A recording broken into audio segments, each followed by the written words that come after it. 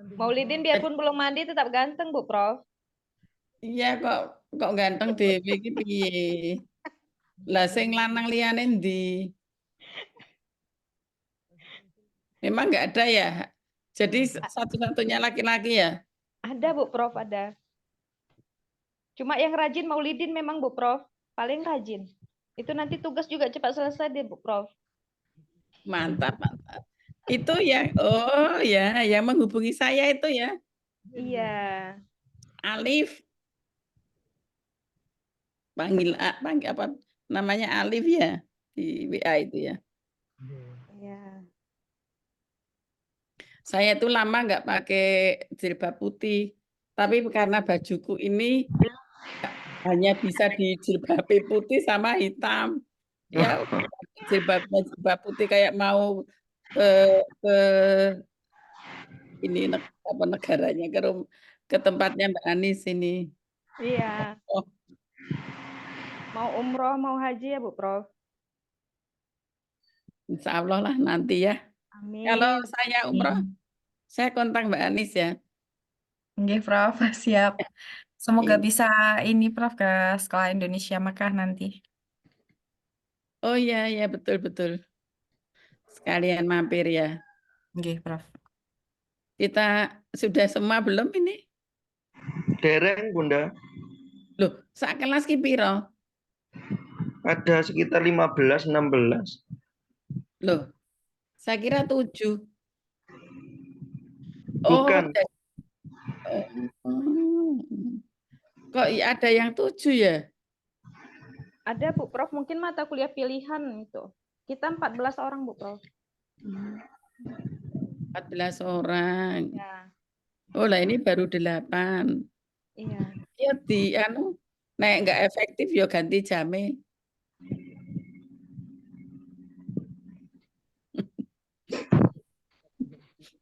Kalau nggak efektif jamnya ganti.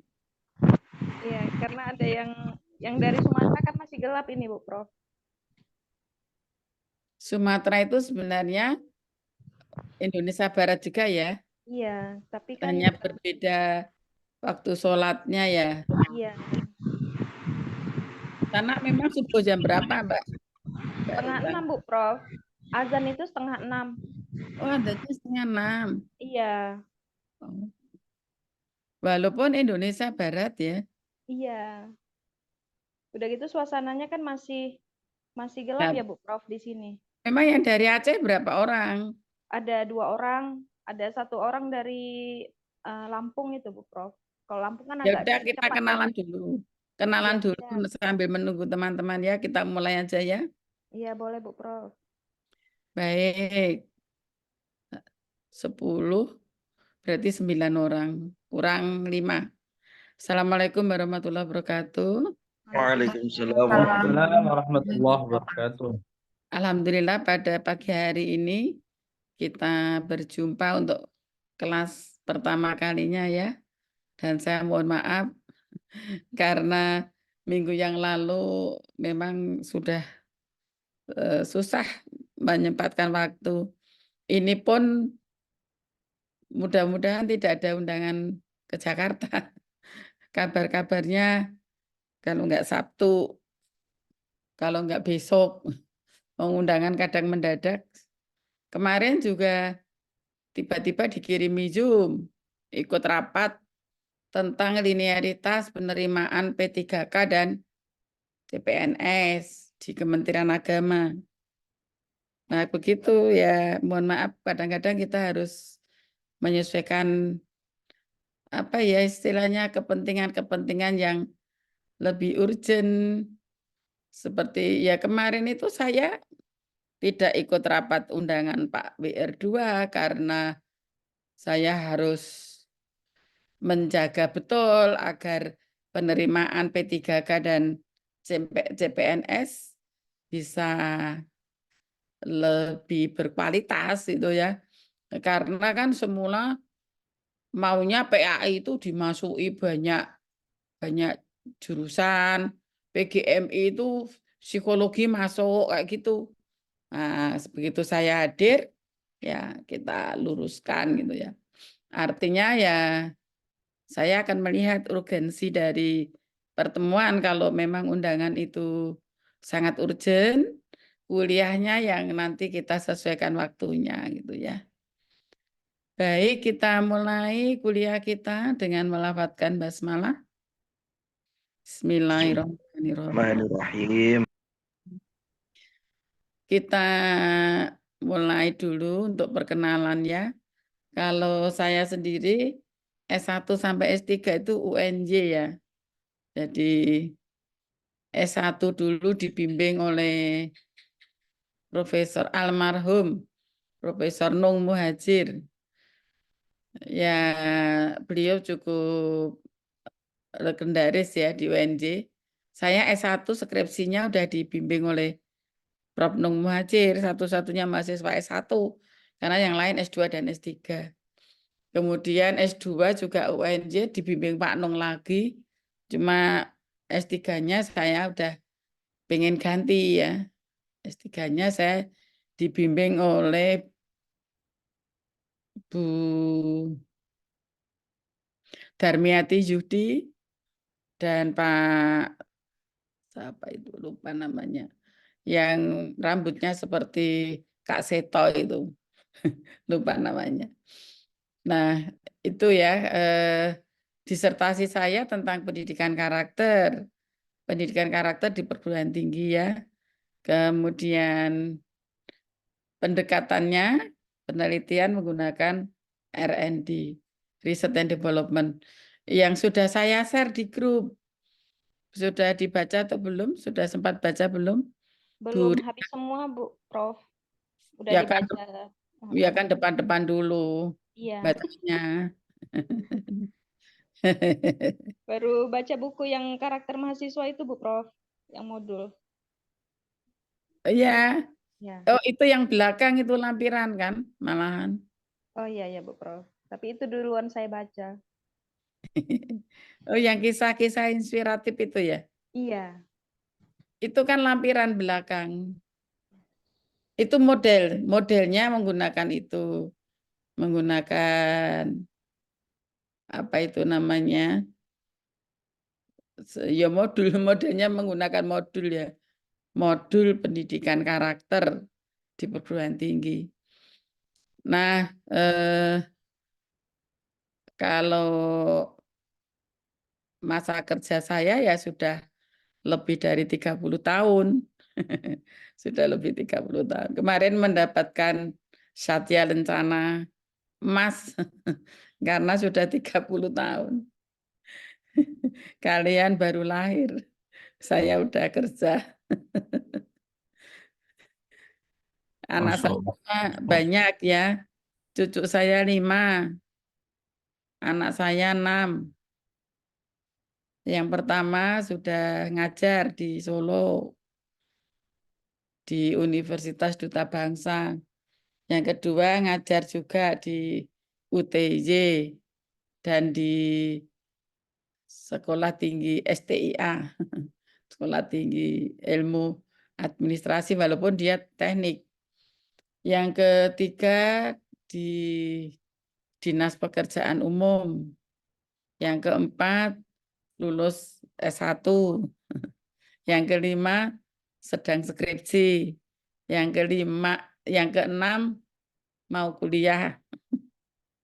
Lengkap. Waktu saya ujian doktor itu, anak saya ada yang TK, SD, SMP, SMA, S1, S2 ada semua. Waktu saya ujian doktor, itu anak saya mulai dari TK, SD, SMP, SMA, S1, S2. Semua jenjang ada. Ya, anak 6. Tapi alhamdulillah walaupun anaknya banyak, main desa. Rumah saya kan desa ya. Ini saya di desa. Di Desa Klaten. Klaten itu pertengahan Jogja Solo. Mungkin yang dari Jawa tahu ya. Yang dari luar Jawa besok waktu datang ke Jogja itu keliling-keliling nanti tahu mana Klaten. Nah, saya ngelajo Jogja Solo jaraknya ya 1 jam. Perjalanan 1 jam ya sekitar 35 kilo ya tiap hari. Saya yang maju. Ya walaupun sekarang diberi amanah dekan ya tetap maju ya. Untuk karya-karya bisa dilihat di Google Scholar ya karya-karyanya ya. Ya ada beberapa yang Scopus, tapi ya ada yang buku yang agak banyak disitasi itu metodologi penelitian, pendidikan. Mungkin nanti langsung aja dilihat di Google Scholar saya. Kata kuncinya ya Sri Sumarni Uin Sunan Kalijaga, nanti bisa terlihat di situ ya. Saya memang suka meneliti ya tidak harus di kelas penelitian itu. Saya justru suka meneliti di masyarakat juga ya. Maka penelitian saya yang terakhir itu di Thailand. Di Thailand itu bagaimana pendidikan itu mampu melestarikan hasil-hasil negosiasi antara umat Buddha dan Muslim di Thailand Selatan ya. Karena di sana ada wilayah yang warga Muslim dan warga Buddha itu hidup rukun harmonis. Terus saya meneliti tentang negosiasi kultural dan hasil-hasilnya, kemudian bagaimana pendidikan mampu menjaga itu. Jadi pendidikan dalam konteks pendidikan di masyarakat gitu ya. Jadi pendidikan tidak boleh dipahami hanya pendidikan di sekolah, itu sempit, itu mikro. Tapi pendidikan itu luas ya, di segala tempat, di segala suasana ya, ada pendidikan. Nah, saya juga pernah meneliti di MI Muhammadiyah Sendang Mulyo. MI Muhammadiyah Sendang Mulyo.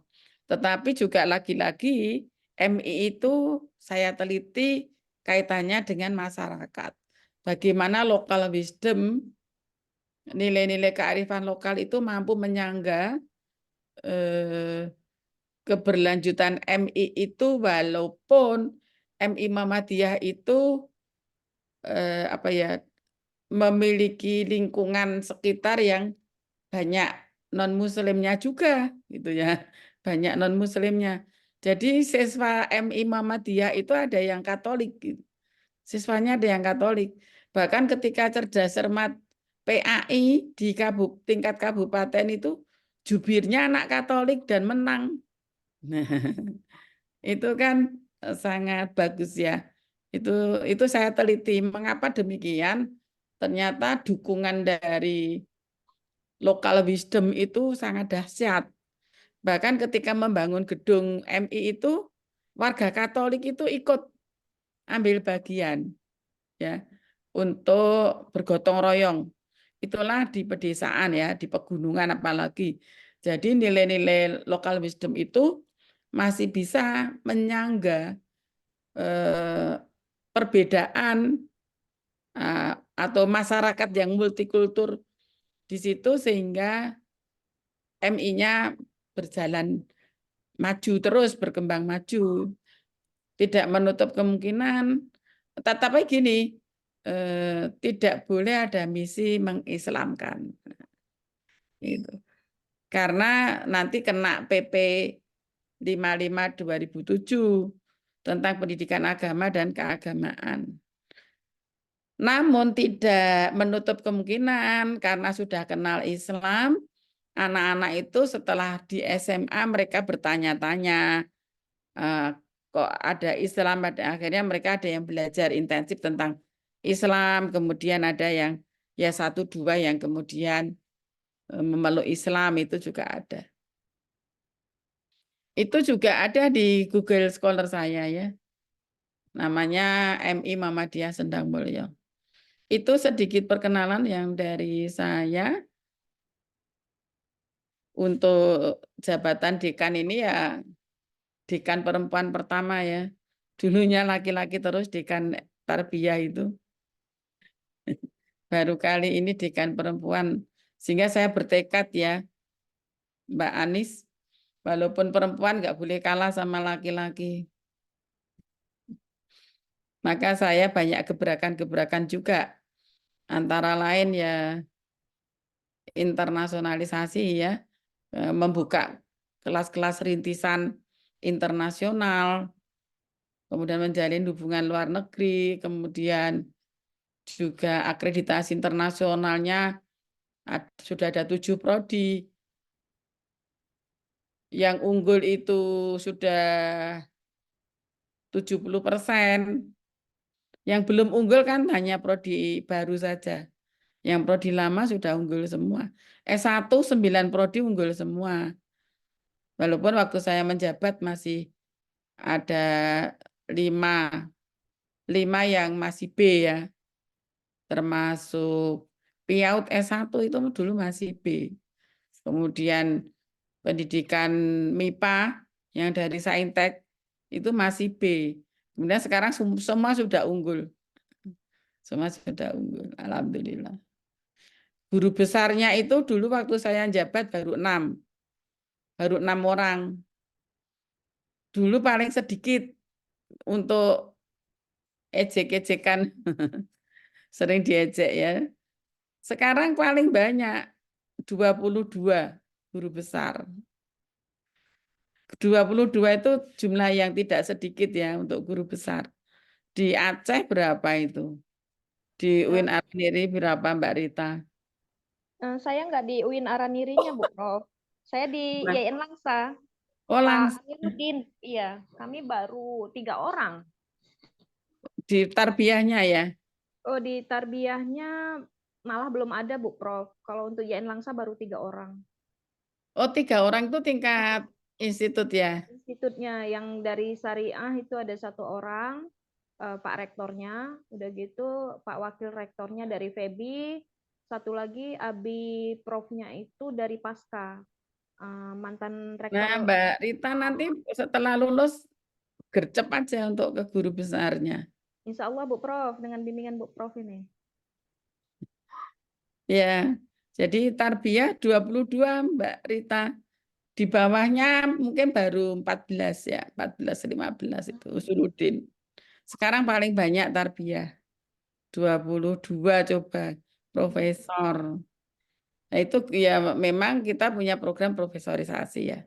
Ada karantina. Jadi dosen itu dikarantina. Belum boleh pulang kalau belum submit. Belum submit artikel, belum boleh pulang gitu. Nah, memang untuk bisa profesor itu harus dipaksa-paksa dosen itu. Akhirnya mereka menikmati kan, karena tunjangannya kan sangat tinggi ya. Sebulan, kalau dulu 13 juta sebulan. Ini gaji naik ini karena 3 kali lipat gaji. Tunjangan profesor itu. Nah, kalau gaji sekarang naik ya mungkin 15-an. 1 bulan. Oh. Kalian kalau jadi guru besar ya nanti gajinya itu sampingannya saja, yang lain-lain banyak. Saya kira itu ya sedikit perkenalan dari saya. Kita mulai dari ketua kelas dulu, Mas Alif. Monggo.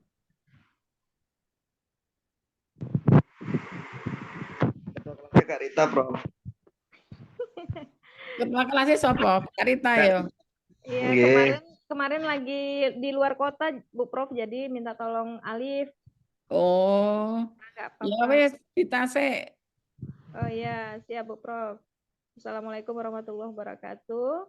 Waalaikumsalam. Saya Rita Sari dari IAIN Langsa, Bu Prof. Jadi Langsa ini sama kondisinya seperti di kampungnya Bu Prof, di tengah-tengah antara Sumatera Utara dan Banda Aceh. Malah kami ini lebih dekat ke Sumatera Utara, ke Medannya Bu Prof. Kalau ke Medan tuh cuma 4 jam, 5 jam. Ke Banda Aceh itu malah 8 jam, 9 jam.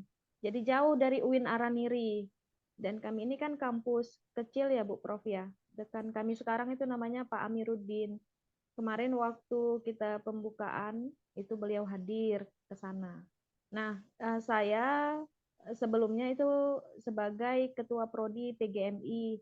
Kalau sekarang sudah ditugas belajarkan Bu Prof. Jadi tidak di kampus, walaupun masih di Langsa. Gitu aja Bu Prof. Berarti tugas belajar ya, Mbak Iya Rita? Bu Prof. Iya. Jadi Oh, 0 SKS dapat dan beasiswa. biaya mandiri Bu Prof. Oh, kalau biaya mandiri harusnya nggak harus tugas belajar. Nah, tapi aturannya begitu kami Bu Prof karena apa namanya ya, jarak alasannya begitu, jaraknya nggak memungkinkan untuk tidak ditugas belajarkan. Karena kan kampus kita tidak mengeluarkan surat eh, penyelenggaraan kuliahnya ini secara online gitu, sehingga kami di 0 SKS kan. Begitu Bu Prof. Kalau begitu cari beasiswa ke Pemda, Mbak. Iya, sudah nanya Bu Prof yang ada untuk dokter, untuk dosen belum. Oh, untuk dokter. Iya, untuk dokter. Jadi ini saya baru nanya di Pemda, di Pemkot gitu kan kami kota Mm-mm. kota gitu kan Bu Prof. Sudah nanya, sudah pernah nanya ke wali kota, kata Pak Wali Kota kami apa fokusnya masih di pembangunan untuk kesehatan gitu. Jadi dokter-dokter dikuliahkan semua, ini udah mulai pada pulang, mungkin ya ke depan ini nanti akan ada untuk dosen gitu Bu Prof. Kalau dari Kalau negeri itu Pemprov sendiri, sebenarnya dari kan negeri ya, Langsa itu kan iya, negeri ya. Maksudnya iya Bu Prof. Kementerian Agama kan ada 5.000 dokter itu udah masih ada belum ya? Belum bisa Eh, ya. belum bisa Bu Prof karena kan diminta akreditasi ya Bu Prof ya, akreditasi Makanya prodi. ini segera kita genjot akreditasinya juga ya. Iya, iya siap Bu Prof. Kami Oke, siap dukung juga Bu Prof. baik. Makasih Bu Rita. Kembali Lanjut kasih Bu Mas Prof. Alif. Oke, teman-teman. Bismillahirrahmanirrahim. Assalamualaikum warahmatullahi wabarakatuh. Perkenalkan nama saya Muhammad Maulidin Alif Utama. Asalnya Banyuwangi, Bu Prof. Cuman domisili sekarang di Tangerang dan instansinya STII Asyukriya Tangerang, Bu Prof. Seperti itu, Bu Prof. Masih ngajar nggak Mas? Oke, masih ngajar. Kebetulan juga dikasih amanai LPPM, Bu Prof. Gitu. Ketua atau sekretaris? Ketua, Bu Prof. Kalau anak saya yang di Solo itu sekretaris LPPM. Gitu. Anak saya yang pertama sekretaris LPPM, anak saya yang kedua sekretaris LPM. Masya Allah. Mutu dan berkualitas ya Bu Prof. Dua-duanya memberikan kontribusi. Yang ketiga itu di PU, Dinas Pekerjaan Umum, PNS PU. PNS. Tiga-tiganya ini udah menikah. Cucu saya 5. Baik, terima kasih Mas Alif. Lanjut Mbak Rahmah. Terima kasih Bu Prof. Nama saya Rahma Zakiatul Munawaroh. Sekarang saya berdomisili di Bandung. Kebetulan mengajar juga di STAI Darul Falah, Bu Prof.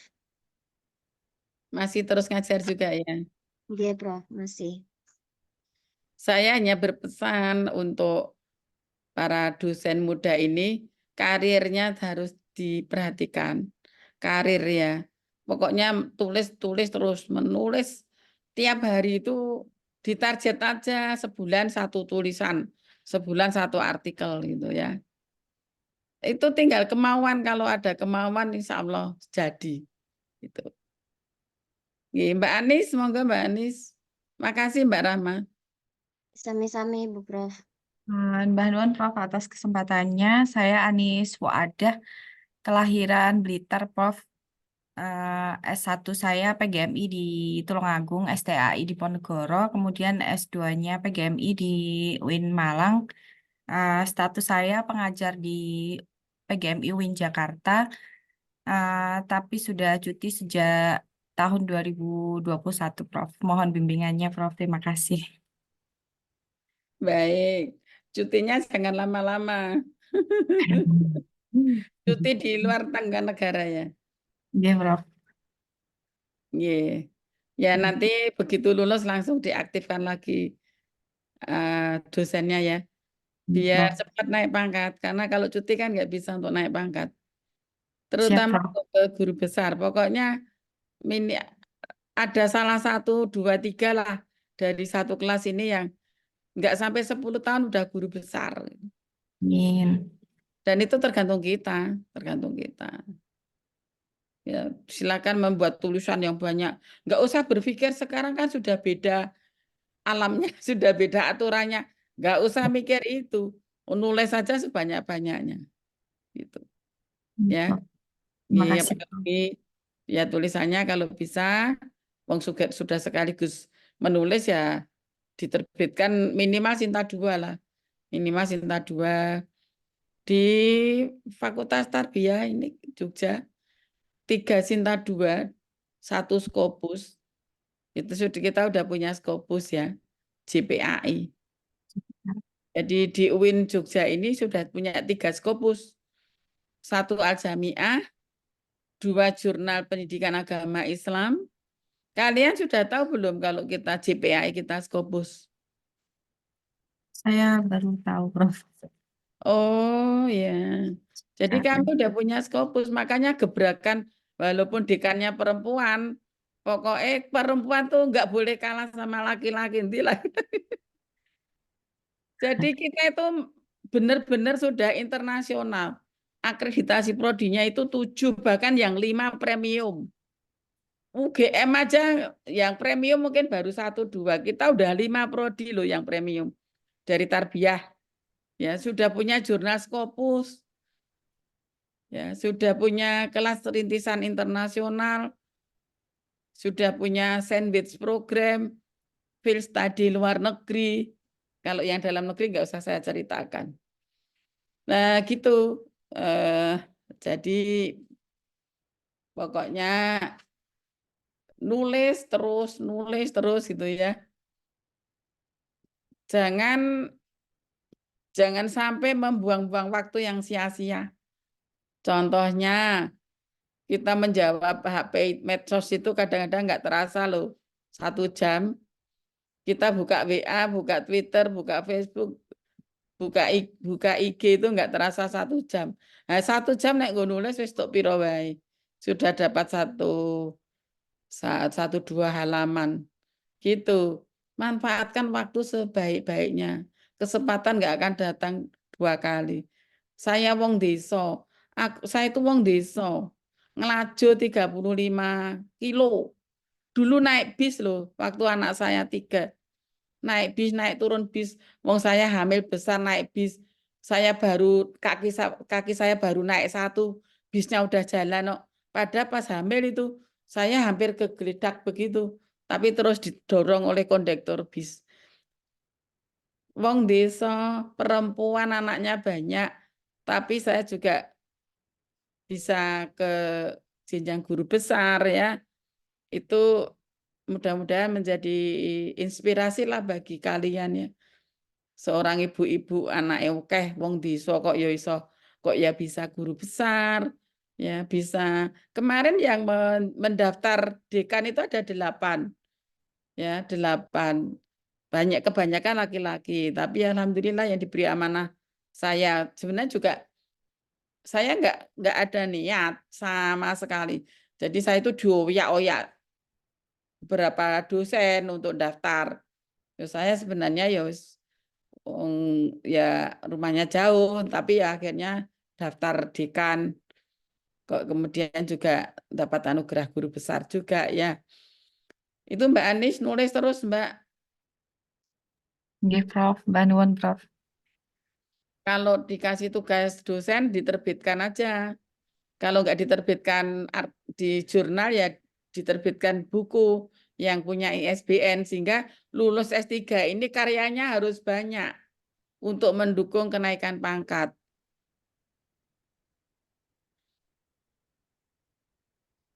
Nggih, Prof. Terima kasih Baik. banyak, Prof. Ya, makasih juga Mbak Selvi Aprianti. Bu Prof, terima kasih kesempatannya. Salam hormat dari Selvi Aprianti dan teman-teman.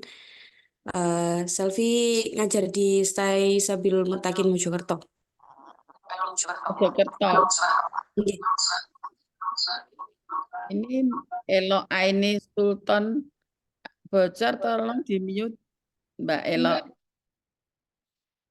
Mojokerto ya, berarti Jawa Timur. Nggih, Jawa Timur. Kalau Jawa Timur sudah lebih terang ya, karena lebih timur, lebih timur.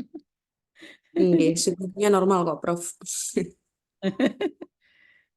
Baik, berarti di Mojokerto kota kecil yang sangat bersejarah karena Clifford Geertz itu penelitiannya di Mojokerto menghasilkan tiga kategori, yaitu priai, santri, dan abangan. Itu kan penelitiannya di Mojokerto. Ya, Clifford Geertz. Kalian sudah pernah baca bukunya belum? Clifford Geertz. Terkenal banget loh itu, buku itu. Clifford Geertz, dia seorang Belanda. Kalau Ivan Illich sudah pernah baca bukunya, Ivan Illich di Schooling Society. Itu penelitiannya di Pabelan, Pondok Pesantren Pabelan. Ivan Illich. Nanti dilihat lagi ya. Baik, makasih Mbak Selvi. Ini bukan istrinya Mas Gibran ya? Bukan, Selvi Ananda, ini Selvi Aprianti, Bro. Masih jomblo, Bu Prof. Oh, ya. Waduh, tak baik mantu. Baik, Mbak Selvi. Sekarang Mas Ahmad Sofiuddin. Nggih, Prof. Perkenalkan, nama saya Sofi, Prof. Ahmad Sofiuddin Ihsan. Masih ngajar di IIG Anur, Prof. Bantul. Oh, Jogja. Nggih. Ya. Mm. Terus lenggahe teng pundi? Teng Piyungan, Prof. Deket Pak Imam Mahali. Prof. Imam Mahali. Berarti lewatnya jalan Wonosari ya? Nggih, deket Kitvan. Deket gitu. Nggih. Aku kok podo iki anune karo sampean ya. Harta ganti ya ndak podo. Waton download niku, Prof. Iya. Tapi deh, nggak usah nanti ndak kelamaan. Nggih. Baik, lanjut. Makasih Mas.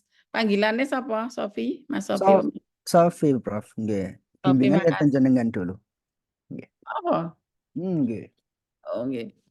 Nggih, makasih. Sekarang Mbak Anggi atau Mas Anggi kuwi? Mas Anggi, Bu Prof. Mas Anggi ya kita ya off. Mbak Laila. Mas Angginya sedang ngantar anak, Prof. Oh, Mas Anggi ngantar anak. Iya, ngantar anak sekolah. Dia lagi di jalan, Prof. Ya nanti saja, silakan lanjut. Nanti aja ya. Ya.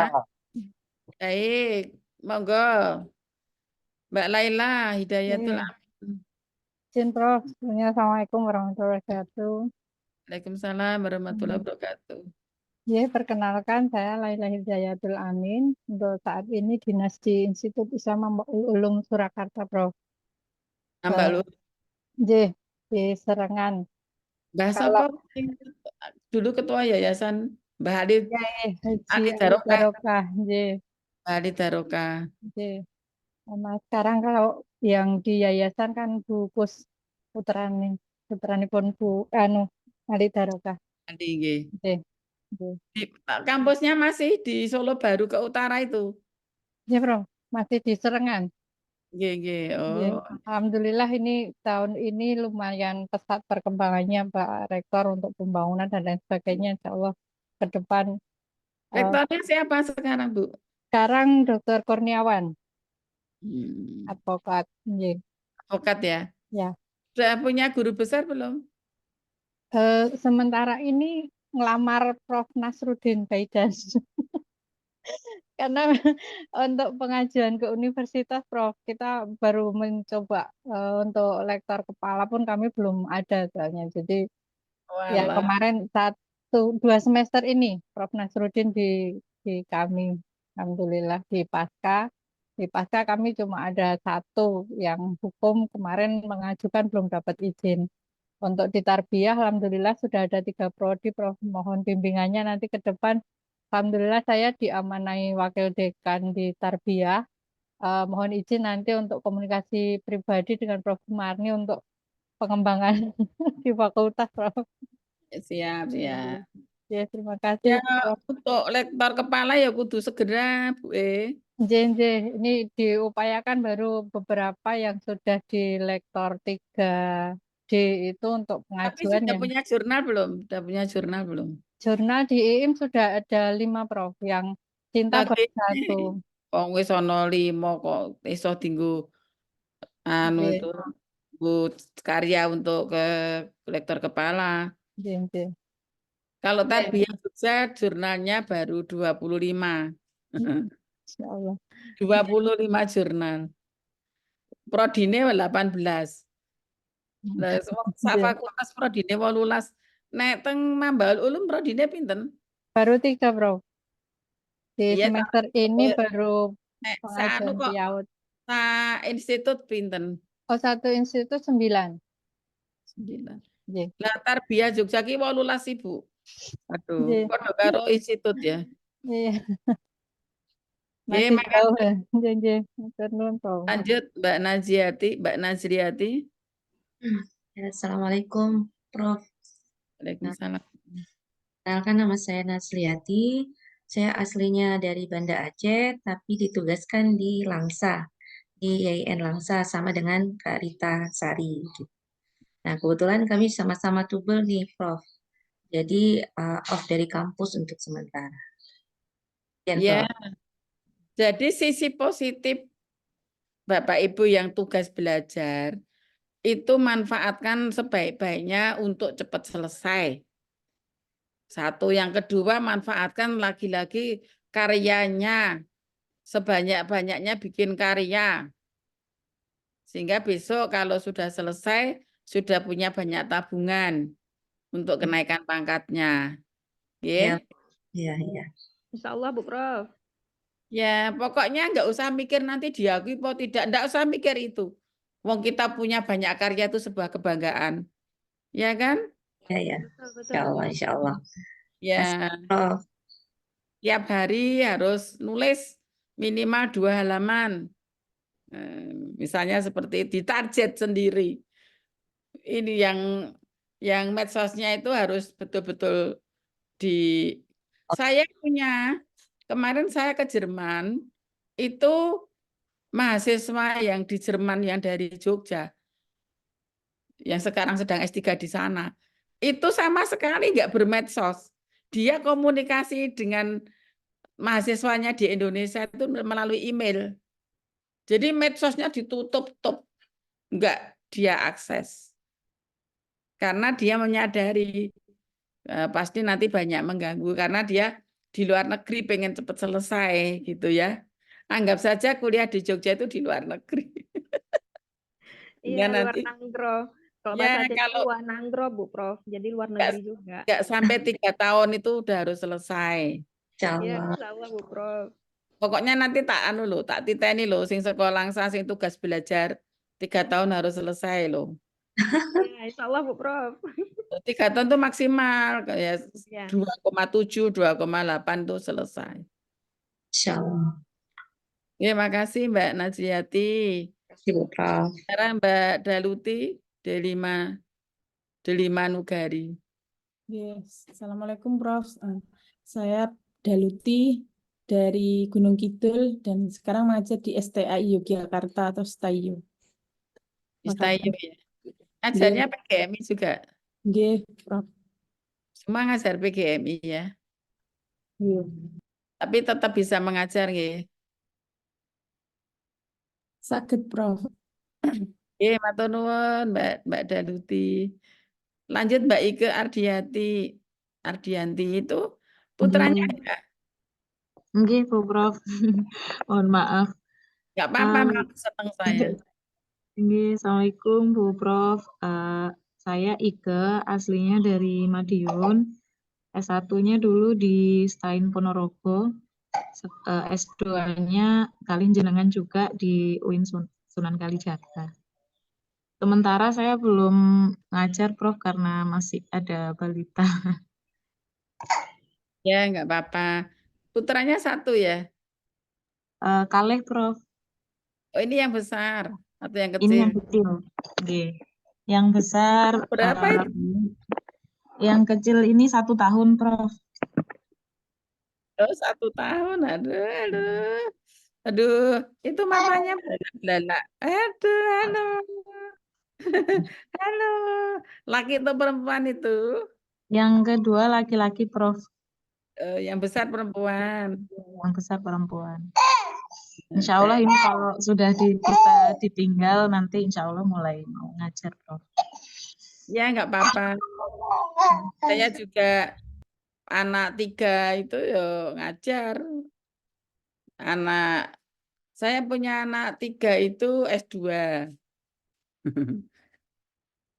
Kalau S3-nya punya anak 6. S3. S3-nya 2009, lulus 2014. 5 tahun. Karena saya pas S3, pas WD2. WD2 ngurusi PLPG ribuan gitu ya, dulu itu. Nah, WD2 nang UIN Jogja ya seperti itu. Walalala. Pekerjaannya jadi ya bersyukur masih lulusnya 5 tahun.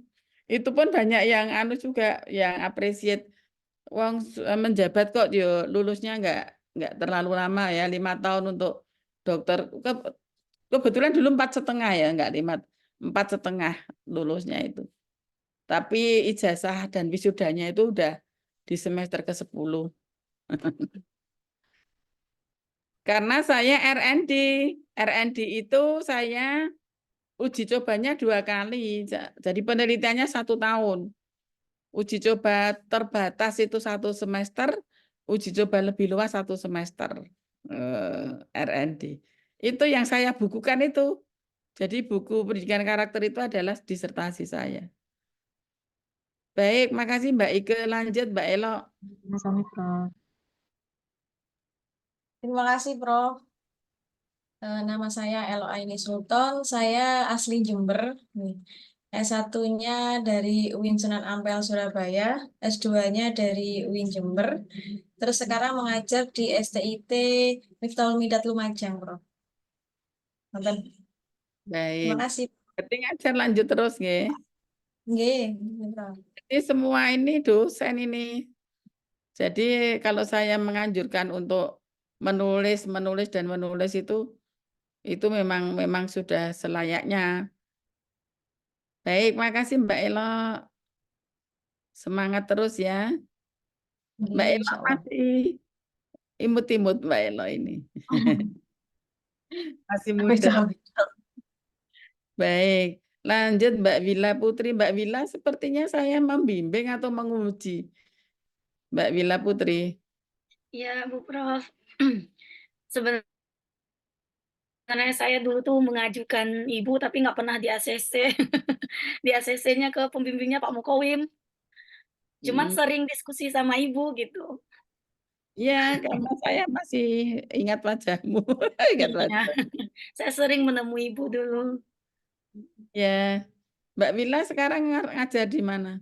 Di Ayuki Bogor, Institut Ummul Qura Al Islami Bogor. Kalau tinggalnya di Bogor ya? Di Bogor. Aslinya Padang, Prof. Aslinya Padang. Saya pikir saya dulu kayaknya Sumatera gitu. Iya. Padang ya. Dapat suami Magelang, Jawa Tengah. Oh, dapat suami Magelang. Sudah punya putra belum? Sudah, Bu Prof. Umur 3 tahun. 3 tahun lebih. Sepertinya belum lama tuh lulusnya kok anaknya ternyata udah 2018, Bu. Oh, 18 Mungkin ya. karena masih sering komunikasi ya. Jadi ya, sepertinya belum lama. Iya. Baik, Mbak Wila, makasih Mbak Wila. Iya, sami-sami, Bu. Tadi Mas Anggi masih ngantar putranya ya? Ya, sepertinya Biarlah gitu, Bu Prof. ngantar putranya dulu. Berarti sudah semua kecuali Mas Anggi, saya kira ya. Nah, untuk pembagian tugas, kebetulan kan ada berapa tema, nanti bisa dilihat. Monggo dipilih tema-temanya ya. Saya nggak usah dibagi oleh Bu Ketua saja. Saya akan menyampaikan sedikit materi ya tentang pendidikan dulu, karena kita itu sudah sampai S3 itu kadang-kadang pendidikan itu apa itu masih belum clear. Jadi nanti untuk pembagian tugas, saya ikut saja. Mulai diskusinya kapan? Artinya ada yang presentasi, nanti kita simak gitu ya. Tugasnya tugas individu saja. Tugas individu, tema-tema yang sudah saya buat itu kan, ada pendidikan karakter yang melalui pendidikan multikultural, ada yang melalui pendidikan inklusi, ada yang lingkungan keluarga, bagaimana pendidikan karakter di lingkungan keluarga dan seterusnya itu ya. Itu nanti dibagi saja. Kemudian mulai kapan kita akan diskusi ya. Bu Rita mungkin bisa membuka diskusi nanti pertama kali tampil ya Bu Rita ya.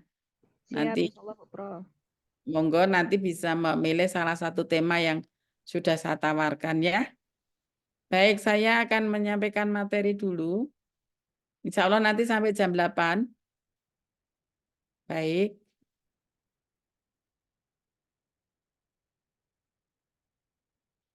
Nanti saya kirim ya materinya ya. Baik, hakikat pendidikan. Jadi selama ini kita belajar tentang pendidikan kadang-kadang belum clear ya. Pendidikan itu apa gitu. Nah, sebenarnya kalau kita memahami pendidikan secara komprehensif, itu insya Allah masalah-masalah berkaitan dengan pendidikan itu tidak terjadi. Sekarang marak ya adanya bullying. Kalian mungkin nanti bisa salah satu mahasiswa ambil disertasi misalnya tentang bullying. Saya sungguh sangat prihatin melihat korban-korban bullying yang sampai ada yang depresi, ada yang bunuh diri, ada yang sampai ada anaknya teman saya itu, dia nggak mau tidur, jadi dia duduk dengan kakinya itu ditekuk. Duduk kaki ditekuk, tidur juga kakinya ditekuk, nggak tahu. Dia nggak mau menjulurkan kakinya. Itu akibat dari bullying. Saya menangis, dikasih fotonya, saya menangis di rumah sampai anak-anak pada bingung dikira saya ada apa. Itu saya menangisi anak itu. Ya. Namanya siapa kemarin? Itu saya menangisi karena ya Allah, betapa menderitanya anak yang sudah dibully gitu ya. Bahkan sudah dibully temannya karena kemudian nggak mau sekolah. Orang tua nggak tahu bahwa nggak sekolah itu karena dibully. Orang tua ikut membuli. Coba. Nah ini kan jadi karena orang tua juga guru, karena orang tua nggak paham apa itu pendidikan. Padahal sudah kuliah di perguruan tinggi yang background-nya pendidikan. Ada lagi yang justru ketahuan itu depresi itu sekarang ini masuk di perguruan tinggi. Jadi anaknya itu sering melamun gitu ya. Kemudian akhirnya kita kenali sebagai anak yang depresi, sehingga kita kasih catatan, nggak boleh dikasih tugas terlalu berat, harus ada temannya untuk pemulihan. Nah, terjadi bullying-nya itu ketika SMA. Ini yang benar-benar saya hadapi langsung ya, saya hadapi langsung. Dan banyak sekali berita-berita ya, yang bunuh diri karena dibully temannya gitu. Itu antara lain ya. Ada pembulian, kemudian juga ya masuk pembulian saya kira memberikan beban kepada anak melebihi dari yang seharusnya. Misalnya anak-anak kecil sudah diminta bantu orang tua mencari nafkah, itu juga bagian dari pembulian sebenarnya. Nah, pendidikan sebenarnya kan ada 2 dimensi ya. Mungkin Pak Mukawim kalau kalian kuliah dengan Pak Mukawim sudah pernah mengenalkan ini ya, yaitu dimensi hulu dan dimensi hilir. Dimensi hulu itu terkait dengan paradigma ya. Ini suprastruktur. Dimensi hulu itu aspek-aspek suprastruktur. Aspek-aspek yang sifatnya soft ya, yang itu ada di dalam diri kita gitu ya. Dan itu pada akhirnya akan menimbulkan persepsi tentang manusia, persepsi tentang anak ya. Kita mempersepsikan anak kita itu sebagai apa, seperti apa. Itulah sebenarnya awal dari kita memberikan makna terhadap pendidikan. Karena pendidikan itu tidak lepas dari bagaimana kita memandang atau cara pandang kita terhadap manusia. Kalau cara pandang kita terhadap manusia itu sudah betul, berarti disitulah langkah awal kita memberikan arti pendidikan sudah betul. Maka kalau Menteri Pendidikan bukan dari orang pendidikan, itu awal dari kegagalan dari pendidikan. Karena tentu sang menteri itu tidak memahami betul apa roh hakikat dari pendidikan gitu. Bahwa pendidikan itu dibangun dari sebuah paradigma besar, sebuah teori, sebuah filosofi besar bahwa pendidikan itu harus memandang manusia itu secara multidimensional. Itu tidak banyak dipahami. Sehingga banyak orang menyalahartikan bahwa pendidikan itu adalah sebuah proses industri.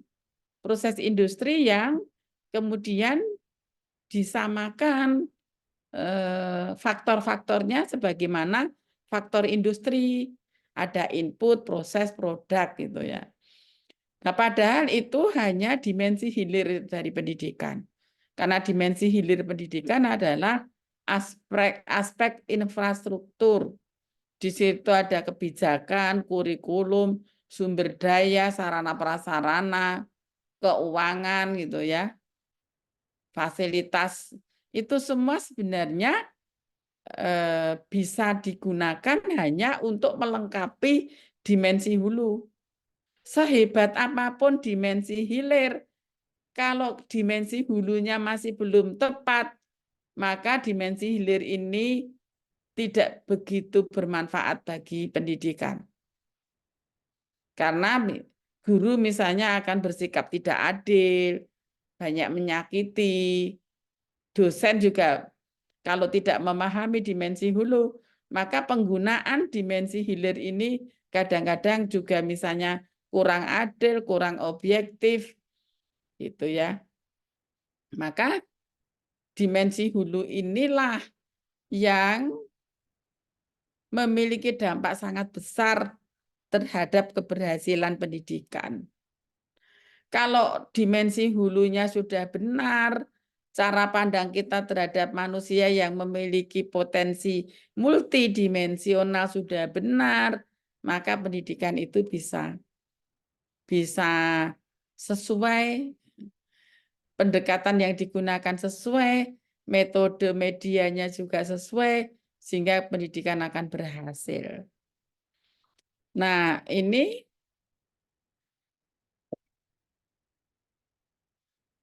ada yang di buku saya itu ada ya, pendapatnya Good kalau nggak salah ya, di situ coba dilihat. Bahwa pendidikan itu bisa, banyak orang gitu ya, memahami pendidikan itu hanya di sekolah. Hanya skop mikro. Ya, pendidikan formal. Itu yang orang memahami pendidikan itu ya hanya yang di sekolah. Padahal itu salah.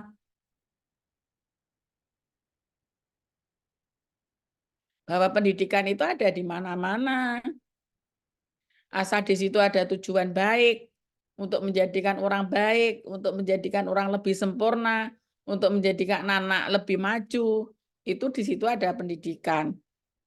Nah, sehingga pemahaman orang bahwa pendidikan itu adalah bagaimana membangun kultur yang betul-betul tertata, sistematis untuk menghasilkan lulusan yang standar itu hanya pendidikan yang dalam skop, dalam konteks mikro.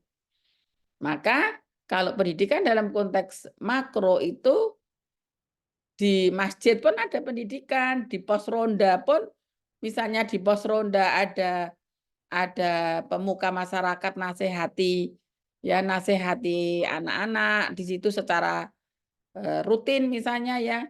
Pokoknya setiap malam minggu ya nanti ada diisi kita di pos ronda.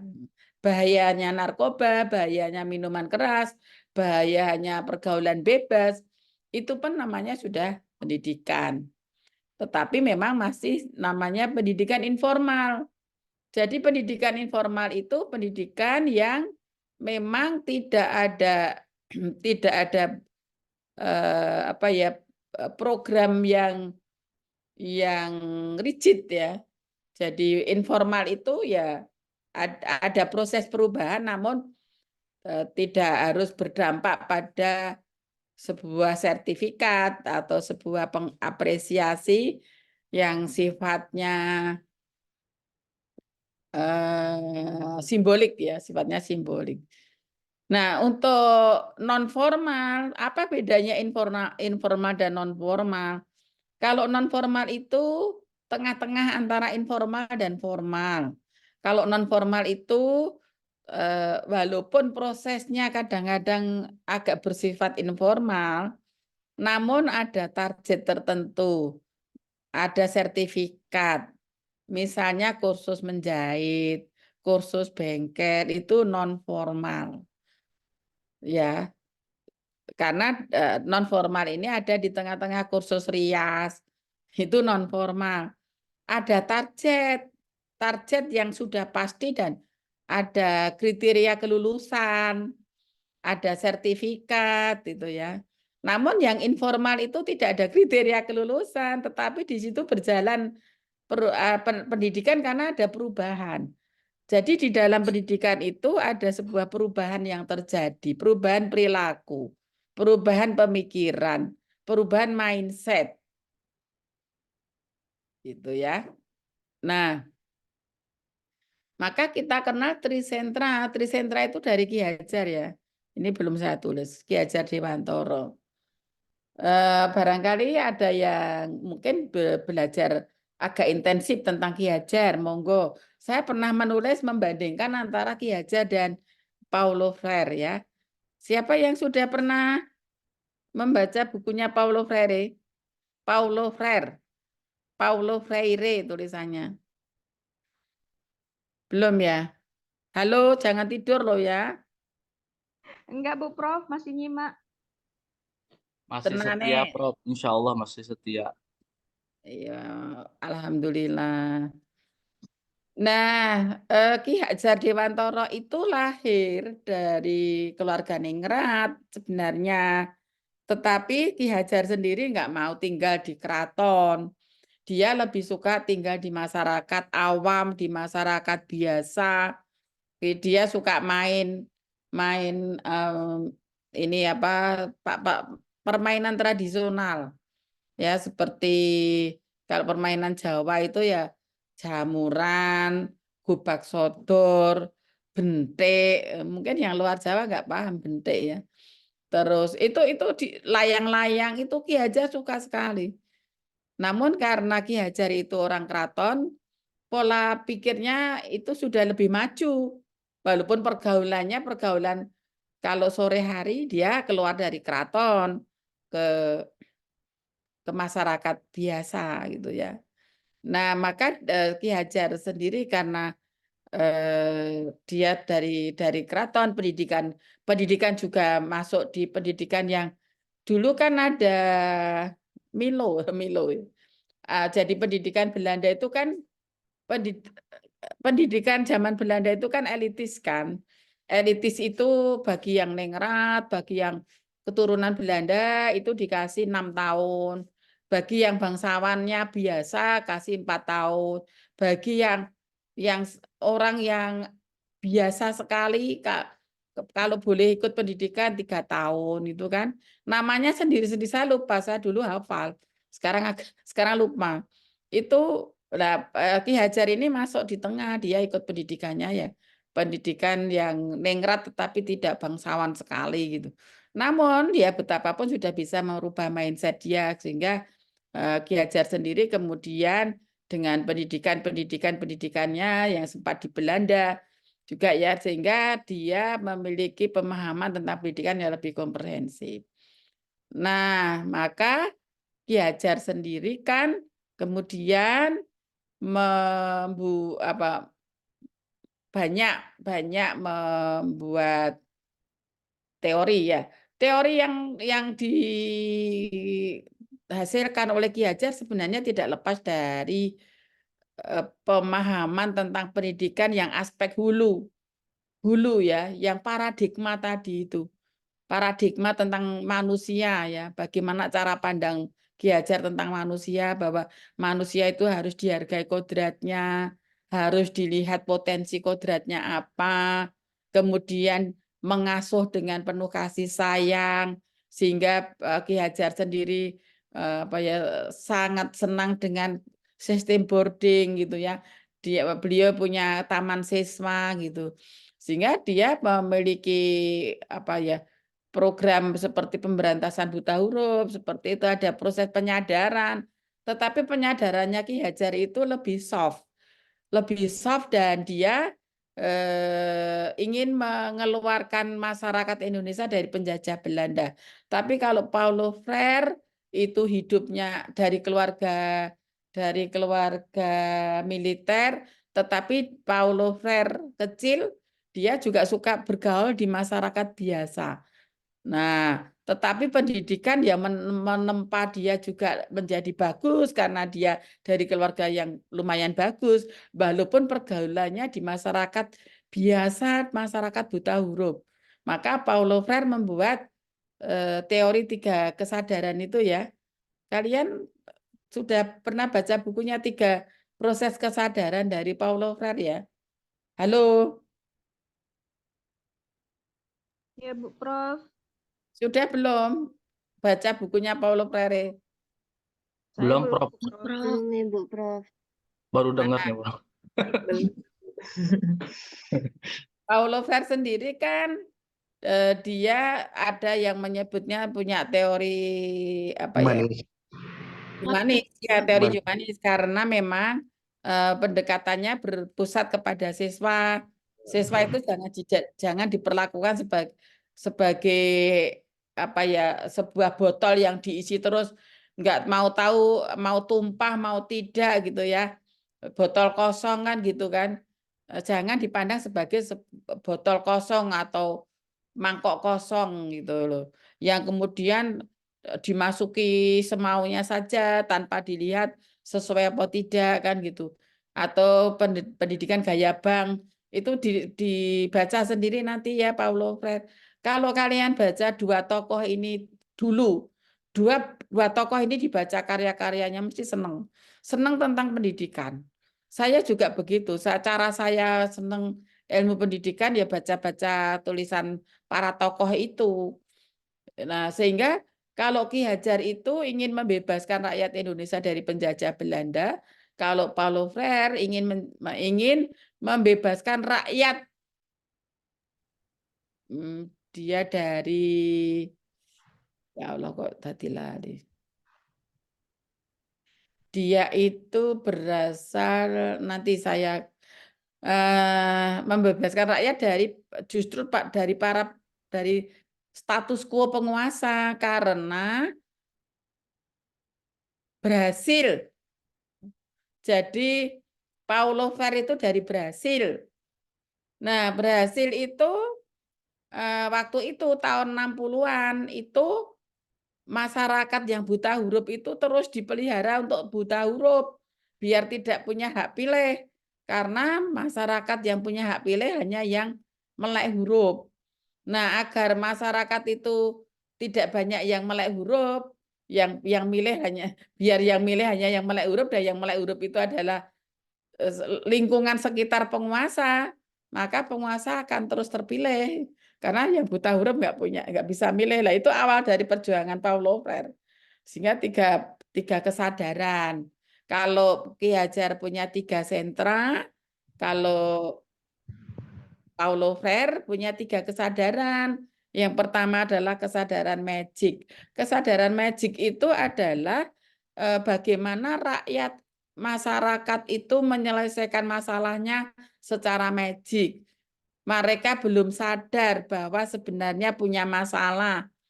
Jadi kalau punya masalah, misalnya padinya dikena hama, ya dipecahkan dengan sesaji, itu adalah kesadaran magic. Kalau sakit ke dukun itu kesadaran magic. Rakyat berhasil melarat miskin itu yang dipuja-puja ya para dewanya itu yang kesadaran magic. Nah, mengapa? Karena mereka memang dipelihara untuk tidak melek huruf dan melek informasi, sehingga dibuat terbelakang. Sehingga dan itu kemudian mitos-mitos dikembangkan terus gitu, biar terus terbelakang. Nah, maka Paulo Freire kemudian membuat teori yang kedua adalah kesadaran di atas magic itu adalah kesadaran naif. Ya, kesadaran naif. Kesadaran naif itu punya kesadaran dan nggak berani apa-apa. Jadi Paulo Freire itu sudah mencoba memberikan penyuluhan, tapi rakyatnya pada nggak berani karena takut. Sudah punya kesadaran bahwa yang membuat mereka miskin itu adalah keadaan di sekitar, kebijakan pemerintah. Tapi pada nggak berani bergerak karena karena takut kepada penguasa. Nah, maka kesadaran yang ketiga adalah kesadaran kritis. Kesadaran kritis itu berarti memiliki kesadaran penuh dan mau berjuang untuk berubah.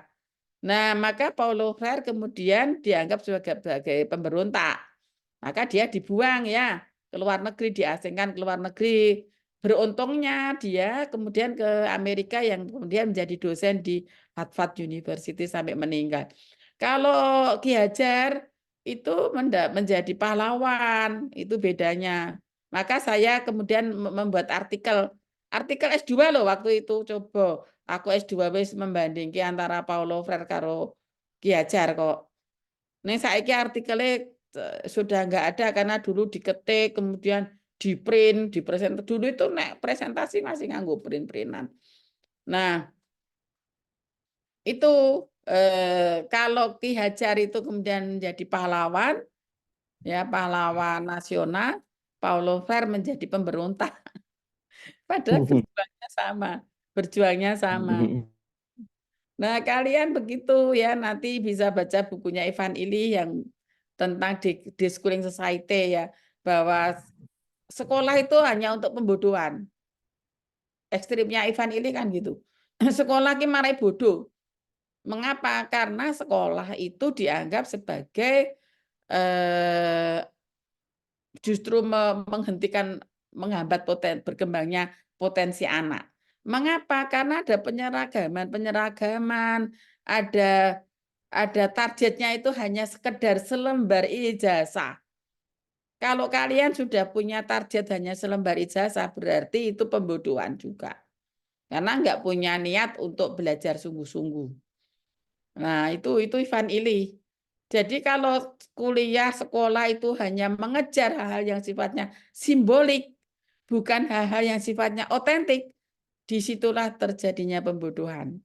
Apalagi kemudian sekolah itu kan arena konflik. Itu Bourdieu itu. Bourdieu mengatakan sekolah itu arena konflik. Karena sekolah itu fotokopi masyarakat. Kalau masyarakat itu di situ ada stratifikasi sosial, ada yang kaya dielu-elukan, ada yang sedang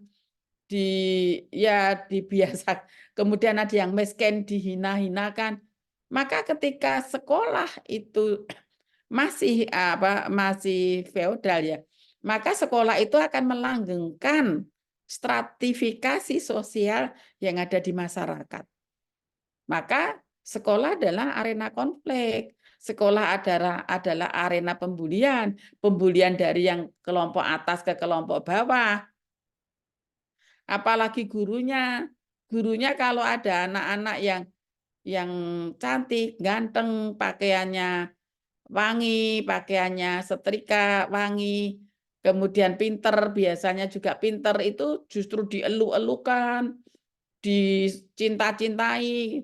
Kalau ada siswanya yang bajunya agak lusuh, nggak setrikan, bau, itu disingkir-singkirkan. Itu berarti pendidikan yang masih melanggengkan stratifikasi sosial. Pendidikan yang menjadi fotokopi dari masyarakat. Maka kan ada teori lagi, teori tentang efektivitas sekolah. Fulan, FULLAN, menyampaikan bahwa kalau sekolah itu berjalan sendiri tanpa dukungan orang tua, ya, sekolah tanpa dukungan orang tua. Jadi artinya begini, kalau sekolah masih menjadi fotokopi masyarakat, itu maka jalinan hubungan antara guru dan orang tua pun juga jalinan hubungan yang masih terwarnai oleh stratifikasi. Orang tua kelompok atas itu biasanya kasih hadiah ke gurunya. Ya. Kemudian mungkin ulang tahun anak juga dirayakan di sekolah. Sehingga gurunya sudah anaknya pinter, ambune wangi, orang tuanya kasih hadiah. Yang miskin udah dikasih tugas ngeyel, nggak pernah ngerjakan tugas, baunya nggak enak, kecut, bajunya lusuh. Itu yang nggak diperhatikan, malah kadang dibully oleh gurunya. Nah, seperti itu maka Fulan itu tadi menyampaikan bahwa sebenarnya kalau sekolah menjalin hubungan baik dengan orang tua yang sebenar-benarnya hubungan baik, artinya ya anak yang kurang itu disampaikan ke orang tua, ini anakmu kurang ini. Tolong ya di rumah diperbaiki, di rumah dibimbing, diarahkan. Tetapi bagaimana mau membimbing mengarahkan, orang tuanya sibuk cari nafkah, orang tuanya buruh tani, buruh atau kuli bangunan, ibunya juga buruh. Sehingga anak itu di rumah pagi-pagi sudah diminta bantu nyuci-nyuci piring, kemudian nggak sempat setrika, nggak sempat sarapan, kadang ngantuk di sekolah, belum sempat mengerjakan tugas, dimarahi gurunya. Di rumah anak kadang dimarahi orang tua karena tidak banyak bantu orang tua. Di sekolah dimarahi gurunya karena belum mengerjakan PR. Sehingga anak itu di rumah sudah konflik dengan orang tua, hatinya penuh dengan kedendaman, nggak bahagia, di sekolah nggak bahagia. Gimana mau sekolah, hatinya saja nggak bahagia. Itulah sistem pendidikan di Indonesia. Maka kalau guru itu memahami tentang pendidikan dari aspek paradigmatik, tentu guru itu tidak memperlakukan siswanya seperti itu. Karena apa? Karena manusia itu dipandang secara multidimensional. Anak yang belum mengerjakan tugas, berarti ditanya dulu, mengapa belum mengerjakan tugas? Oh, saya di rumah disuruh bantu orang tua, Bu Guru. Nah, maka orang tuanya dipanggil, kan gitu ya. Ada kedekatan antara guru dan orang tua. Tetapi bukan berarti justru malah kedekatan itu menjadikan guru hanya memperhatikan orang tua yang kaya. Dalam konteks ini adalah kerjasama guru dan orang tua itu kerjasama yang seadil-adilnya. Kalau seperti itu terjadi, maka Fulan menyampaikan keberhasilan pendidikan itu bisa mencapai 95% bila sekolah didukung sepenuhnya oleh orang tua dan keluarga dalam arti yang sebenarnya, bukan pilih kasih. Namun kalau sekolah didukung oleh keluarga dan masyarakat sampai dengan 95%. Artinya masyarakat juga mendukung, pergaulan anak mendukung karena dibangun oleh gurunya. Jadi guru sebenarnya yang paling tahu tentang pendidikan mestinya memberikan lingkungan yang kondusif dimanapun, lingkungan yang mendukung dimanapun, baik di keluarga maupun masyarakat. Bahkan kalau perlu guru itu juga mengadakan parenting ya, parenting bagaimana orang tua harus memperlakukan anaknya. Begitu, maka kalau sekolah hanya didukung keluarga saja, maka bisa terjadi hanya sampai 75% maksimal. Sekolah berjuang sendirian, ya maksimal ketercapaian efektivitas sekolah itu hanya 60% gitu ya. Ini teorinya Fulan.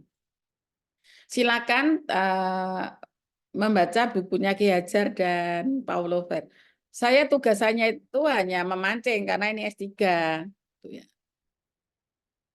Ini Rosado menyampaikan bahwa perubahan praktek pendidikan dimulai dari dimensi hulu, aspek paradigmatik ya. Sebab aspek tersebut menjadi fondasi kuat yang berdampak pada wilayah praktis, seperti kebijakan dan program. Maka kalau Menteri Pendidikan itu dari mereka yang background-nya pendidikan, tentu akan beda kebijakannya dari Menteri Pendidikan yang background-nya industri gitu ya. Tidak ada anak jelek, tidak ada anak kurang, tetapi anak yang belum bertemu dengan pendidikan yang sesuai. Pendekatan perlakuan yang sesuai, metode media yang sesuai, evaluasi yang sesuai. Evaluasi bukan memvonis, bukan memberikan label, tapi evaluasi itu untuk mendidik. Maka evaluasi yang benar ya dari awal.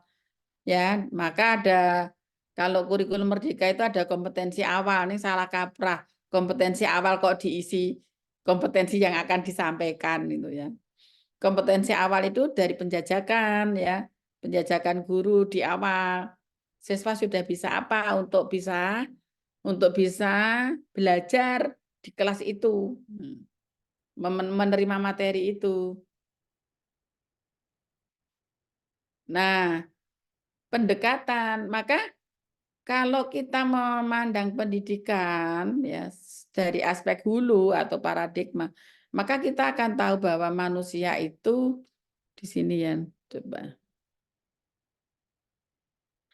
Bahwa manusia itu harus dipahami sebagai makhluk multidimensional yang unik dan sempurna. Jadi manusia itu dilahirkan sempurna. Yang merusak manusia dari lahir itu kan lingkungannya. Jadi kalau pendidikan itu dilakukan secara benar sejak anak dalam kandungan, sudah dibikin lingkungan yang mendukung, lingkungan yang humanis, lingkungan yang sejuk, damai, diperdengarkan suara-suara yang lembut, musik yang lembut, apa itu kiroah ya, murotal Al-Quran yang sejuk, itu nanti anak juga baik, rasa empatinya baik.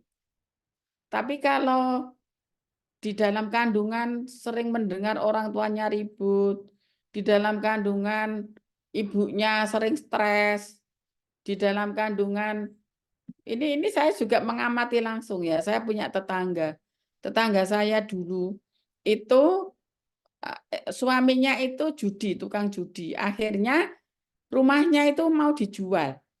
Pada saat itu istrinya sedang hamil. Nah, istrinya yang hamil itu karena frustasi rumahnya dijual, bingung mau tinggal di mana, dia sudah terlentang di atas rel kereta api mau bunuh diri. Nah, kemudian ditarik karena dia dicurigai kok malam-malam ibu ini yang pada tahu kan kalau dia punya masalah kok sudah dicurigai apa istilahnya diikuti dari belakang. Maka dia sudah melentangkan badannya pengen bunuh diri, akhirnya ditarik. Nggak jadi bunuh diri. Tetapi apa yang terjadi? Anaknya lahir seperti idiot itu ya. Jadi lahir dengan berkebutuhan khusus ya. Sampai meninggal pun karena dia terus kemana-mana sampai dewa. Ya kalau umurnya mungkin sekitar 20-25-an lah. Persisnya kurang tahu. Itu meninggalnya saja kemudian meninggal di area kawasan di Solo yang kemudian tidak banyak orang tahu, hanya kemudian kabarnya saja yang sampai gitu bahwa anak ini sudah nggak ada gitu.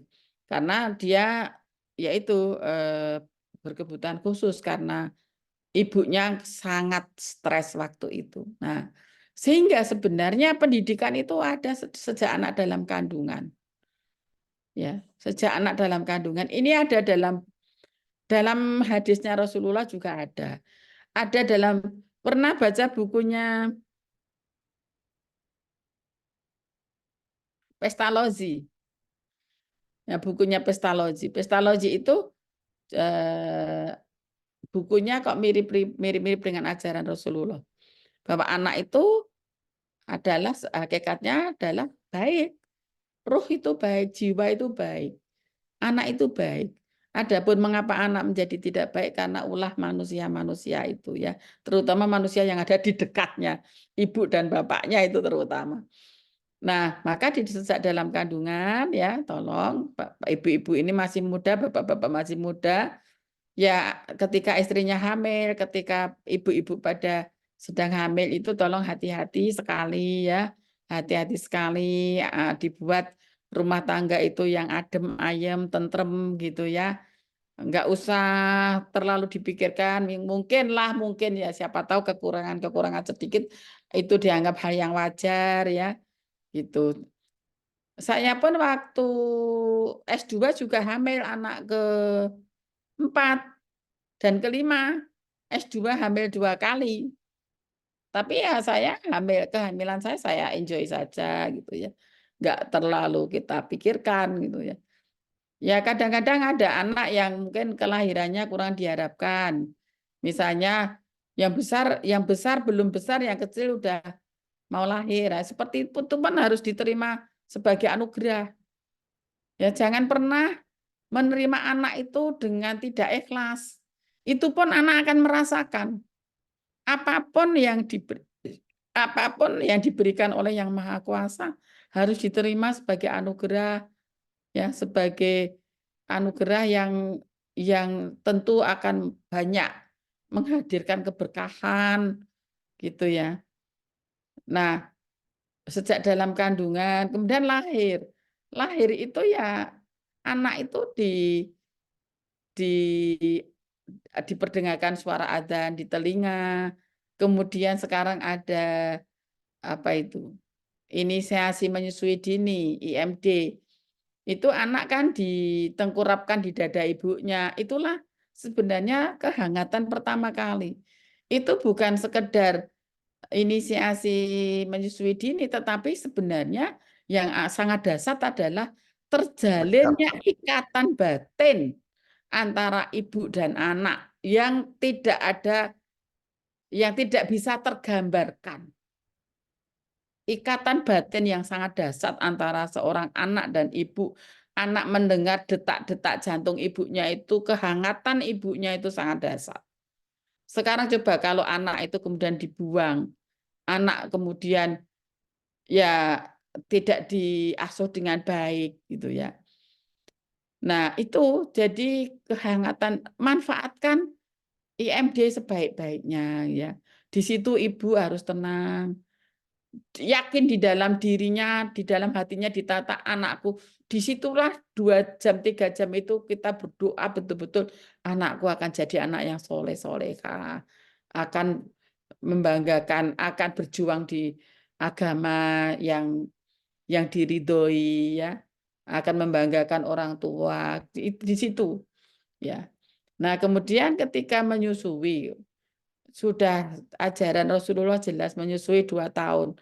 Tapi kadang-kadang ya ada yang tidak mau menyusui gitu. Nah, padahal menyusui itu bukan sekedar mengenyangkan perutnya anak, tapi menyusui itu sebenarnya adalah mengalirkan rasa kasih sayang, mengalirkan rasa kepercayaan, mengalirkan rasa tanggung jawab di situ. Jadi sebenarnya menyusui itu bukan sekedar anak itu kenyang ya, tapi yang dasar adalah anak itu mendapatkan bekal kasih sayang. Anak yang cukup didekap ibunya 2 tahun, menyusui 2 tahun, itu rasa empatinya akan berbeda gitu. Maka kalau anak-anak yang kemudian diterlantarkan orang tuanya itu tentu rasa empatinya tidak punya. Ya bisa menjadi pembunuh berdarah dingin, menjadi psikopat, menjadi kelitih. Kalau di Jogja itu ada kelitih. Kelitih itu orang yang tega melukai orang lain tanpa ada sebab apapun. Itu karena rasa kasih sayangnya nggak ada ketika masa kecilnya dulu. Nah, rasa kasih sayang yang terus-menerus ini terus dibangun sehingga anak tumbuh juga rasa kasih sayang. Anak bisa menyayangi orang lain, berempati kepada orang lain, gitu ya. Ya, alhamdulillah anak saya dulu ya, yang nomor 2 itu pernah kan sholat ya kalau SD itu sholatnya di masjid yang dekat sekolahan. Karena sekolahan belum punya masjid. Lihat temannya itu katok celananya sobek. Anak saya bilang ke ibunya, "Bu, ini celanaku yang satu tak kasihkan temanku ya." Bahkan ini yang SMA sekarang ini, ketika HP-nya temannya itu rusak, HP dia itu dia pinjemkan. Lalu anak saya pinjam HP saya. Sampai sekarang nggak kembali. HP-nya ibunya diminta. Nah, rasa empati seperti itu sangat dasar. Nanti kalau menjadi pemimpin juga pemimpin yang betul-betul bisa empati kepada anak buah. Saya itu mau menilai Ekin itu kinerja elektronik ya, SKP ya, itu mau ngasih baik saja.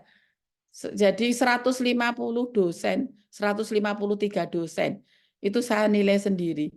Saya rencananya mau ngasih lah, masuk semua sangat baik. Mau ngasih 10 orang yang baik. Saya pilih-pilih. Akhirnya saya nggak bisa tidur. Akhirnya yang saya nilai baik itu cuma 2 orang. Itu karena nggak lengkap. Dia ngisinya tidak ada penelitian dan pengabdian.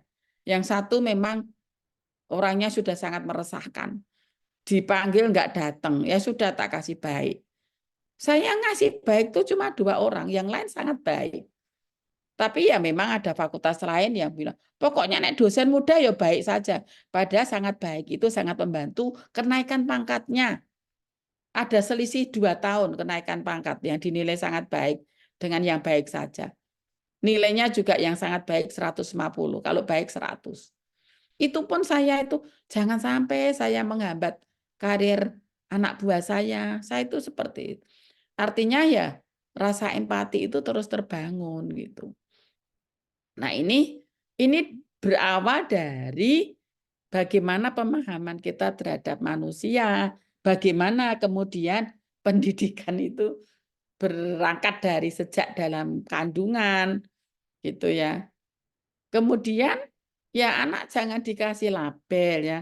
Label-label negatif itu sama dengan kita memberikan cap kepada anak ya, kamu orang bodoh, kamu orang ngeyel, kamu orang nggak benar, jangan ya. Apapun tingkah anak itu kan memang anak-anak belum bisa berpikir panjang.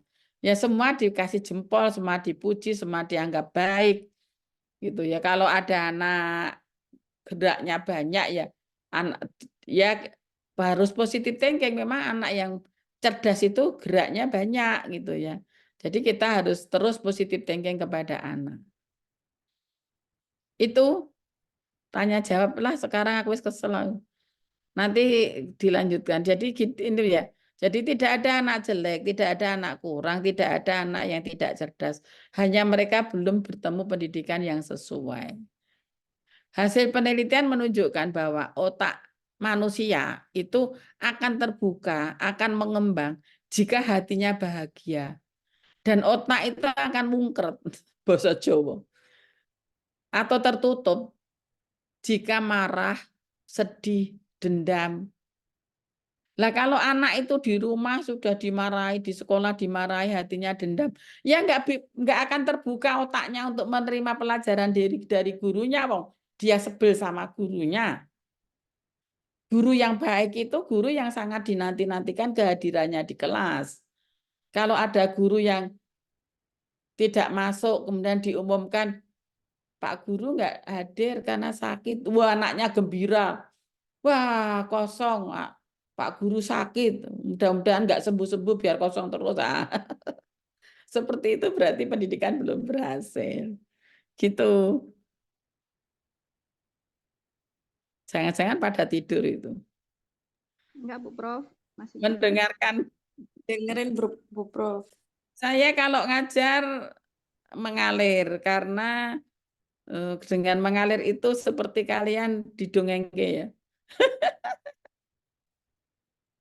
Silakan ada yang akan ditanyakan?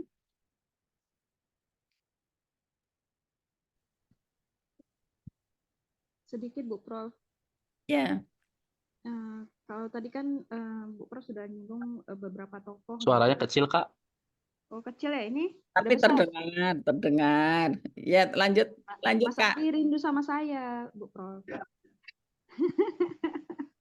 Nah, begini Bu Prof, karena ini kan kita kan basisnya adalah budaya gitu kan. Kadang apa yang disampaikan oleh para tokoh itu tidak bisa kita implementasikan atau kita terapkan serta-merta gitu di satu daerah tertentu gitu. Pasti ada beberapa norma-norma yang harus juga kita masukkan di situ gitu. Jadi yang maksud saya itu seharusnya pendidikan buat anak itu apakah harus seperti yang disampaikan oleh para tokoh atau kita memang di sini kita harus mengedepankan budaya-budaya yang memang mereka yakini gitu supaya tidak bentrok atau seperti apa begitu Bu. Ya, jadi ini yang saya sampaikan tadi masih pendidikan dalam arti umum. Bu Rita kok ditutup kameranya? Pendidikan dalam arti umum ya, masih itu. Belum sampai ke pendidikan karakter. Nah, pendidikan karakter dalam konteks budaya, itu tadi sudah saya singgung terkait dengan bagaimana MI Muhammadiyah bisa eksis di tengah-tengah budaya atau agama dari masyarakat non-Muslim seperti itu. Ternyata local wisdom itu sangat berpengaruh terhadap pendidikan. Nah, namanya local wisdom berarti nilai-nilai kebajikan, kearifan yang ada di daerah itu. Itu harus diangkat. Saya pernah menemui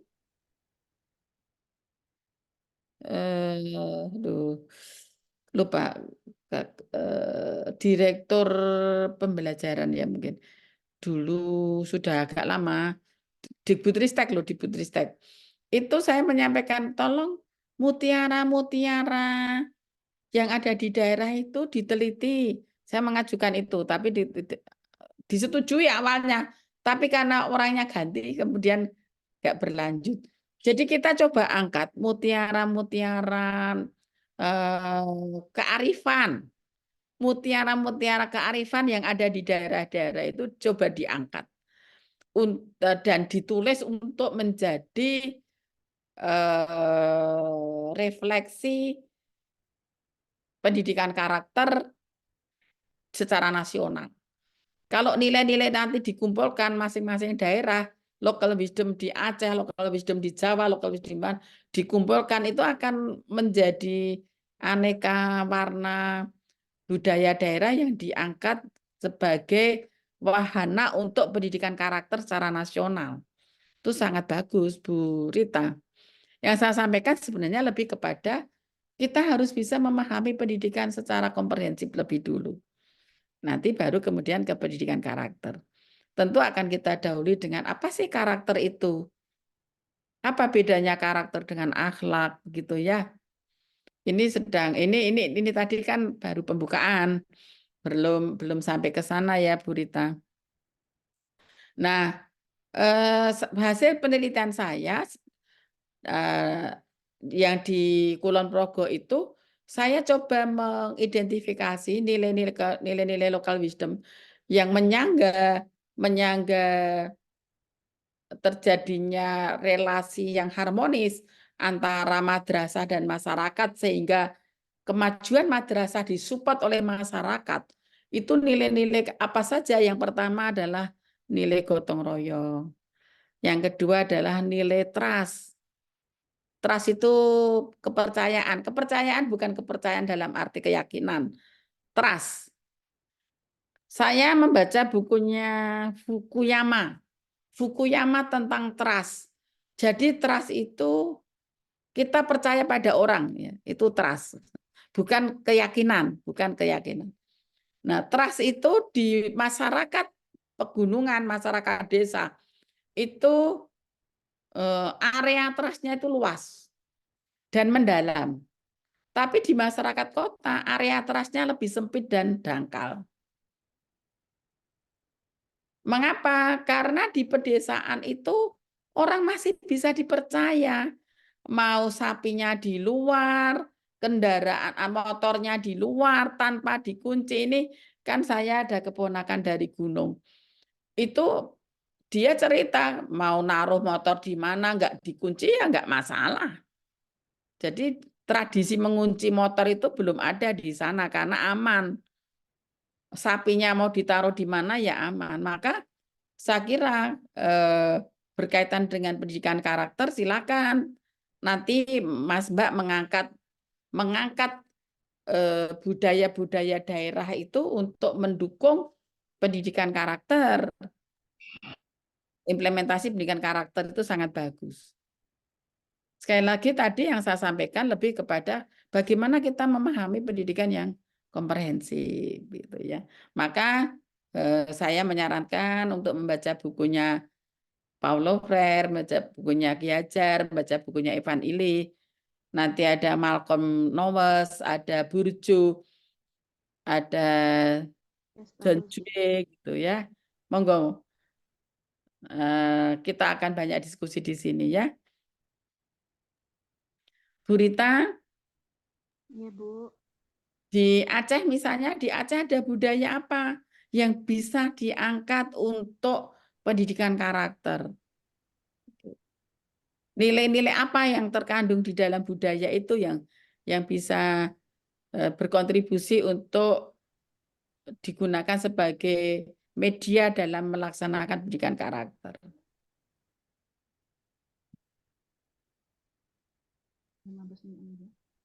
Saya pernah email ke Thomas Likona. Saya dapat buku Educating for Karakter. Iya. Educating for Karakter itu yang tahun 2091 ya. Iya. 91, dari Thomas Likona. Mendidik untuk membuat karakter. Educating for Karakter. Yang di situ ada tiga struktur ya, yaitu knowing the good atau ya knowing the good, kemudian feeling the good dan action the good. Knowing itu adalah pengetahuan tentang kebaikan, kemudian perasaan-perasaan tentang kebaikan dan praktek action perilaku. Nah, mungkin nanti ada sedikit beda ya antara Pestalozzi dengan Thomas Likona ya. Memang kalau anak baru lahir kan belum bisa berpikir, Maka anak yang baru lahir itu didekati dengan feeling the good. Feeling dengan rasa. Kita jalin rasa penuh kebaikan, rasa penuh pengertian, rasa penuh cinta kasih gitu ya kepada anak. Setelah anak bisa merasakan itu baru bisa memikirkan nanti setelah usia di perkembangan anak dari aspek kognitif kan ada ya. Sejak usia berapa anak itu bisa bisa merespon pemikirannya bisa merespon orang lain. Kemudian baru action, baru perilaku, baru praktek. Nanti itu kita bahas. Berarti yang untuk minggu depannya itu Bu Prof udah bisa dibagi ya sesuai RPS gitu Bu Prof. Atau gimana Bu Prof arahannya? Minggu depan setelah ini kapan kita kuliah? Sabtu ya? Sabtu Bu Oh, Prof. ada undangan saya ke Jakarta loh ya. Aku Sabtu naik depan Bu Prof. Sabtu sesuk toh. Jangan Sabtu sesuk. Kirasin jenengan Sabtu depan Bu Prof. Oh, berarti Sabtu tanggal berapa? Sekarang tanggal berapa ya? Tanggal 22. 22. Sabtu depan tanggal 27 Bu. Tanggal Prof. 2 Maret. 2 Maret Bu Prof. Ya wis Kemis baik, nah. Kemis saja lagi. Sabtu saya dapat undangan pengukuhan guru besar. Ini untung tak lihat. Sabtu depan. Minggu depan Kamis lagi. Masih Kamis lagi. Kamis pagi lagi, Prof. Pagi apa jam berapa saya ikut? Iya Bu. Jangan subuh Bu Prof ya. Kasihan. Oke, boleh Kamis, Prof. Nanti saya bicarakan lagi kalau nggak dengan Bu Rita ya, karo Mas Mas Alif.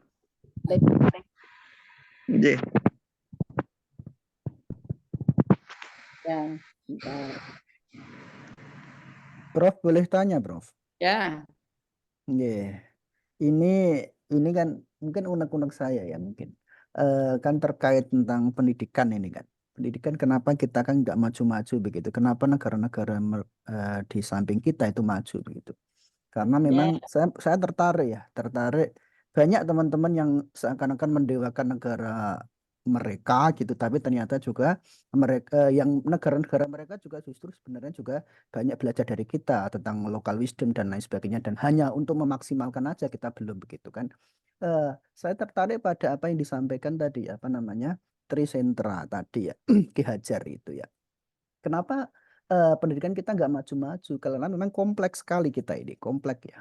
Kompleks misalkan begitu, misalkan anak itu di keluarganya memang pas-pasan, pendidikan keluarga juga pas-pasan dan lain sebagainya dan lain sebagainya. Tentu kita wajar, mungkin anak kita menjadi orang itu wajar karena memang pendidikan di keluarga kita sudah setingkat apa namanya S3, S2 dan lain sebagainya, itu kan sangat wajar. Tapi kan S3, S2 ini kan keluarga yang ningrat begitu ya. Dan ini hanya sekian persen dari ratusan juta umat manusia di Indonesia ini. Sangat wajar begitu, kompleks sekali itu. Ya, ditambah dengan ketika orang tua itu sudah apa istilahnya ya, sudah menyerahkan pendidikannya ke sekolah gitu. Sekolah juga kompleks lagi juga di sekolah ya enggak.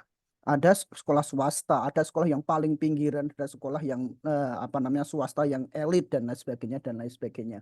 Nanti ternyata di sekolah justru bermasalah. Nah, justru bermasalahnya itu juga kompleks sekali. Itu guru-guru tidak digaji, macam-macam dan lain sebagainya, bisa menimbulkan anak itu, guru itu lebih apa ya, lebih suka sensitif daripada karena memang dia harus memikirkan keluarganya untuk makan di rumah, masih untuk mengajar dan lain sebagainya dan lain sebagainya. Ini sebenarnya kompleks sekali kan itu. Ya, maksud saya apa? Bagaimana solusi mungkin ke depan begitu ya? Kan kita kan 2045 kan karena Indonesia emas begitu kan. Tapi hari ini itu kita kok semakin nggak makin tambah, justru makin berkurang aja, apalagi ditambah tidak hanya terpusat lagi terus, tapi ada dunia digital ya, anak itu secara moral itu sangat rendah itu. Samping saya mungkin ya, samping saya anak kecil bro, anak SD gitu. Wah dia luar biasa itu apa namanya penggunaan digital tentang tentang pornografi di HP-nya dan lain sebagainya itu. Nah, saya menemukan juga anak SD di pesantren itu juga justru menemukan anak PSK begitu. Saya menemukan itu karena memang ada dunia digital yang tidak direkam oleh mungkin Ki Hajar di zaman itu Tripusat Pendidikan mungkin ada 4 mungkin sekarang ya. Dunia digital itu sudah mempengaruhinya luar biasa, tidak hanya lingkungan biasa tapi lingkungan yang dunia maya ini.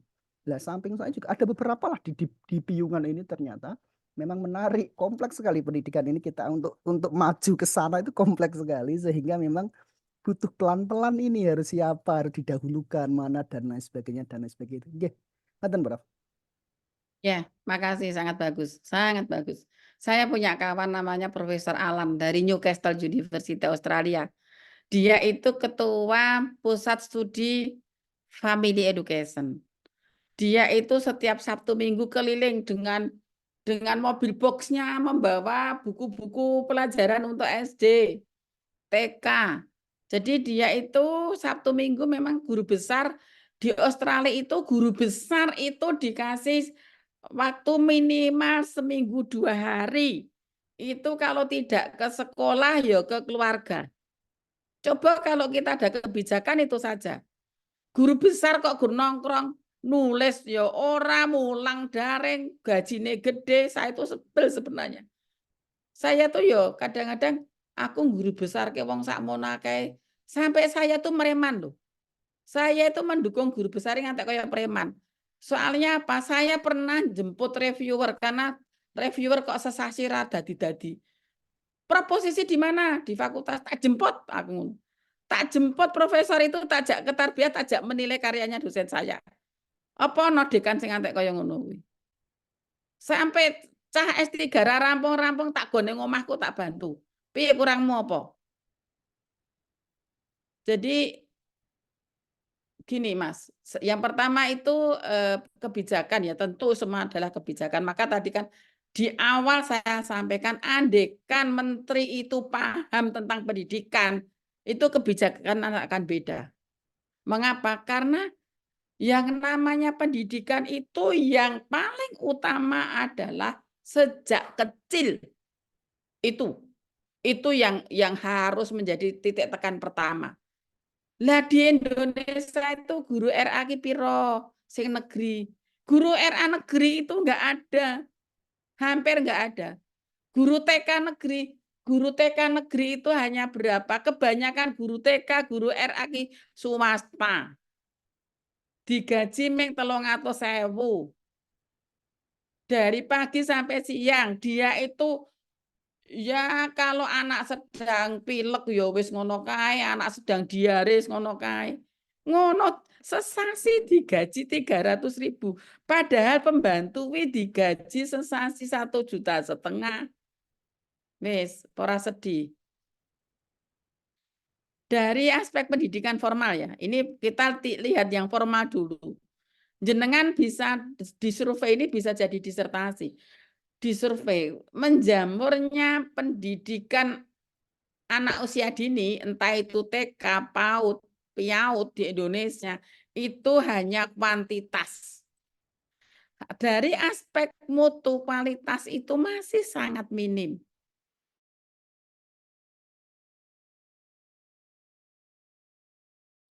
Betul, Prof.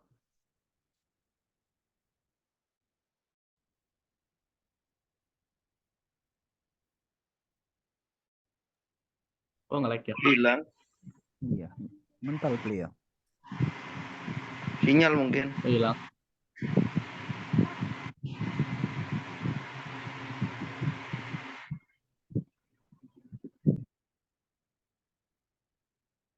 Guru PAUD dibayar 250.000.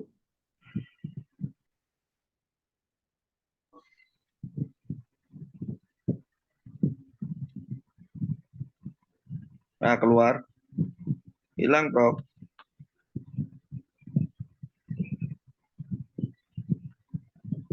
Kakak izin ngantar anak bentar ya. Anak Siapa, siapa? Kak? Anak siapa, Kak? Hilang, Bu Prof. Ya, terlempar. Jadi dari pendidikan formalnya, TK kita ini belum apa-apa. Kemudian pendidikan keluarga. Sekarang banyak sekali orang tua, keluarga muda yang orang tuanya saya miris loh. Banyak orang tua yang menenangkan anaknya dengan HP. Ya, yang menenangkan anaknya dengan HP kok. Nah, menenangkan anaknya dengan HP. Ya. Ibunya juga main medsos, anaknya biar tenang cekeli HP. Walaupun HP ini anaknya sing luwih jadul. Tapi ini pendidikan macam apa? Ya, pendidikan macam apa? Saya dicurhati oleh seorang ibu yang anaknya itu antisosial. Ya, duduk di kamar, ya nggak pernah bersosial dengan siapa-siapa. Bahkan anak jenderal juga ada yang antisosial. Sampai menikah itu dinikahkan dengan seorang perempuan yang bertanggung jawab, yang karakternya bagus, dibikinkan rumah mewah biar perempuannya itu mau. Tapi anak laki-laki, anak jenderal ini hanya luntang-luntung, nggak bisa apa-apa. Nah, jadi itu dari aspek formal ya, pendidikan TK PAUD kita, belum yang SD, MI, guru-gurunya seperti apa. Kemudian ya tadi parenting, siapa yang bertanggung jawab terhadap parenting? Apa ibu-ibu PKK? Saya pernah menyampaikan ini di kelas-kelas itu. Apakah pemerintah selama ini sudah memperhatikan parenting di keluarga? Bagaimana yang mendidik keluarga orang tua muda itu untuk bisa mendidik anaknya? Siapa? Yang negara selama ini kan nggak mau tahu.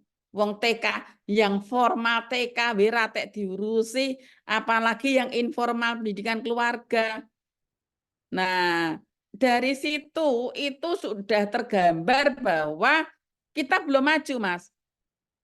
Andai kan saya menteri naik ngono ya tak gawe kebijakan anggaran itu digelontorkan untuk TK dulu. Guru TK dinegerikan semua. Kudune Prabowo ngono. Guru TK dinegerikan semua, guru RA negeri semua. Gaji terpenuhi, ben fokus didik anak. Diimbangi dengan pelatihan-pelatihan bagaimana memperlakukan anak dengan baik, dengan humanis. Kemudian desa-desa diberdayakan untuk melakukan parenting. Nah, gitu. Andai kan saya menteri ini lah, tapi ya ora dadi. Jadi betul dari hulu dulu ya, Prof. Iya, dari hulu dulu. Jadi kebijakan itu akan bagus kalau hulunya benar. Paradigma tentang pendidikan itu benar. Cara pandang tentang pendidikan dan tentang manusia itu benar dulu. Gitu. Iya, iya. Aku wis dijemput ya, Jambon. Gitu Oh, ya. baik, Bu Menteri. Siap, Prof. Amin ya Allah, amin. Semoga Prof jadi Menteri Pendidikan. Kuwi ngomong adekan. Karena saya sudah sangat sudah ini. Nah, saya dengan Profesor Alan itu mencoba ya gimana ya pendidikan di Indonesia masih seperti ini ya.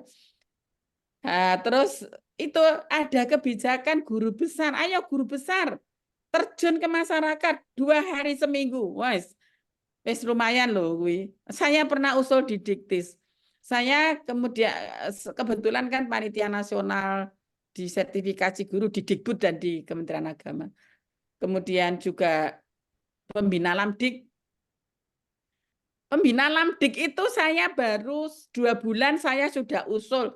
Prodi itu jangan hanya di ASES, prodi itu jangan hanya di AL, tapi yo dibina wong prodine itu prodine pesantren, manajemen pesantren, kapan majune, saya gitu. Akhirnya sekarang sudah disusun materi pendampingan prodi, piye?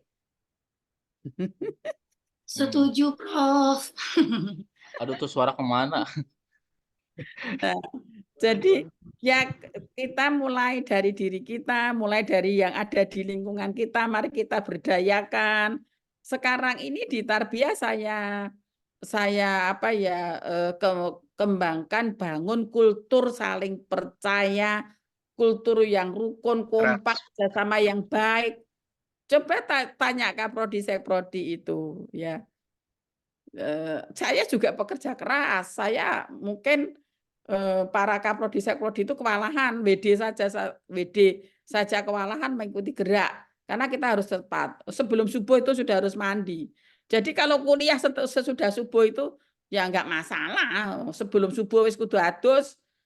Itulah cara kita maju.